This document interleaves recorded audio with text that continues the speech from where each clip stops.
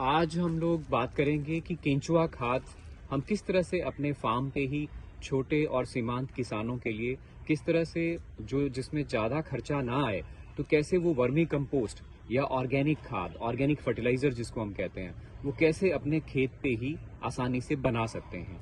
तो सबसे पहले तो किसान भाइयों को ये सुनिश्चित करना है, एक जगह का चयन करना है। जगह की चयन करने के लिए जो है 3 बातों का ध्यान रखना है अपने खेत पे। ऐसी जगह जहां पर थोड़ी शेड हो, सबसे पहले ऐसी जगह का चयन करना है। दूसरा, वो थोड़ी ऊंचाई पर हो, वहां पर पानी ना ठहरता हो, इस तरह की जगह का चयन करें। और उसमें आप 1 मीटर चौड़ा और 6 से 10 मीटर लंबा भी आप हीप बना सकते हो केंचुआ खाद बनाने के लिए। तो केंचुआ खाद बनाने की विधि में सबसे पहले तो आपको सूखी लकड़ियाँ आप ले सकते हो, और आपको जब हीप बनाना है तो ये सुनिश्चित करना है कि केंचुए डायरेक्ट मिट्टी से टच ना हो, और उसके नीचे या तो पॉलीथीन की शीट बिछा लें। जैसे कि अभी मैं लकड़ियाँ यहाँ पर बिछा रहा हूँ, हमने पॉलीथीन शीट वगैरह तो हमने डाल रखी है। अभी हमने लकड़ियाँ इसमें डाली हैं, सूखी लकड़ियाँ।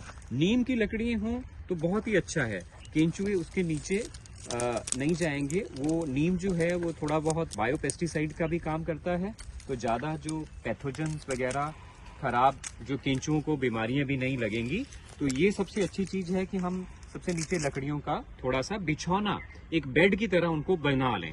अब इन लकड़ियों के ऊपर हमें क्या डालना है? लकड़ियों के ऊपर अब हमें गोबर जो गोबर है गाय का, अगर ट्रेडिशनल काव है हमारी, जो हमारी गायें होती है, उनका जो डंग है, काव डंग जिसको हम कहते हैं, तो गाय का गोबर इसमें सबसे जरूरी है।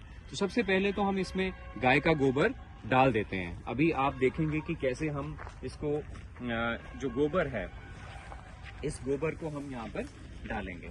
ये इसी बिछौने के ऊपर आप देखेंगे कि हम गोबर को किस तरह से डाल रहे हैं।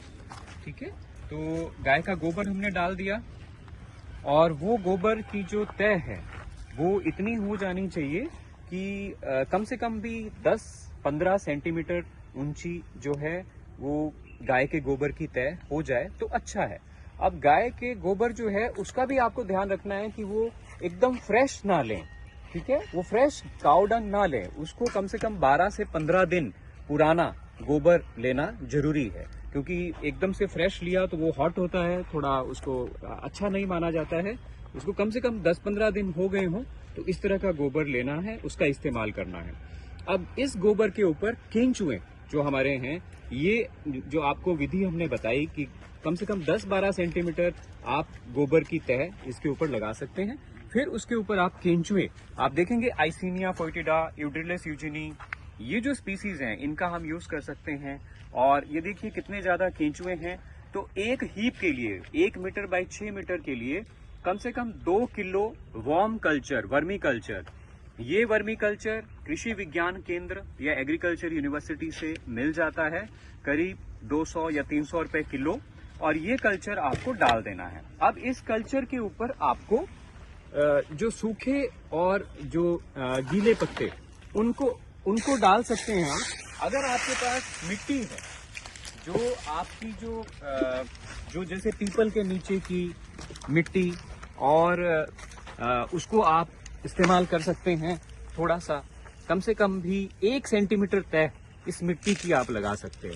ठीक है, तो अब आपने जैसे मिट्टी की तह लगा दी, उसके ऊपर आप उसको अच्छे से इस तरह से उसको बैलेंस कर लें, बना लें। और केंचुओं को भी ऐसा महसूस होता है कि वो अपनी माँ की गोद में हैं, मृदा के साथ उनको अच्छा लगता है, उनको अच्छे वहाँ पर एनवायरनमेंट मिलता है, और वो अच्छी तरह से पनपते हैं। उनको शौक नहीं लगता है जब वो दूसरी जगह में जाते हैं। तो केंचुए काफ़ी सेंसिटिव होते हैं। अब आप इसके ऊपर हरे पत्ते और सूखे पत्ते